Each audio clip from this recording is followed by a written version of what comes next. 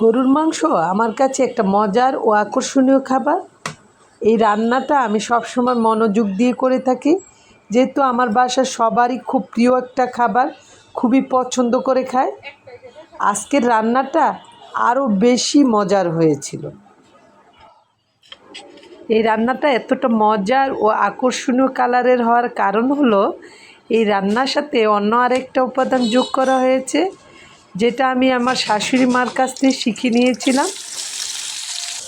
Hello, আসসালামু আলাইকুম everyone, স্বাগত আমার এই কিচেনে।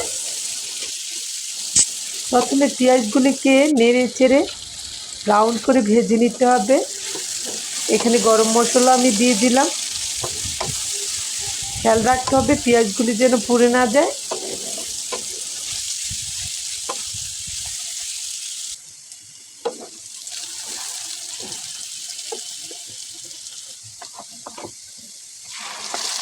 পেঁয়াজগুলি ব্রাউন হয়ে গেছে, এখন অ্যাড করে দিব আদা রসুন পেস্ট, হলুদ, মরিচ, লবণ, ধনিয়া, সব মশলাই একসাথে অ্যাড করে দিব।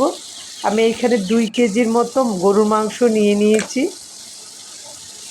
অল্প একটু পানি দিয়ে মশলাটা নেড়ে চেড়ে ভালোভাবে কষিয়ে নিতে হবে। এখানে চুলার আঁচটা একটু কমিয়ে রাখতে হবে। আর খেয়াল রাখতে হবে যেন মশলাগুলি পুড়ে না যায়। দাঁড়িয়ে থেকে নেড়ে চেড়ে মশলাটা ভালোভাবে কষিয়ে নিতে হবে। মশলা আমার কষানো হয়ে গেছে। এখন মশলাটা অন্য আরেকটা পাতিলে ঢেলে দিলাম। কষানো মশলাটা এই পাতিলেই আমি রান্নাটা সেরে নেব।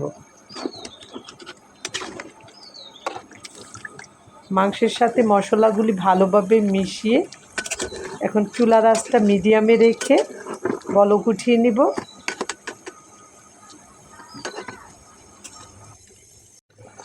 মাংস ভালোভাবে বলক উঠে গেছে, মাংসের গা থেকে পানি ছেড়ে দিয়েছে। এই পর্যায়ে আমি কেটে রাখা মিষ্টি কুমড়ার ফালিগুলি দিয়ে দিলাম। অতিরিক্ত দেওয়া যাবে না, পরিমাণ করে দিতে হবে।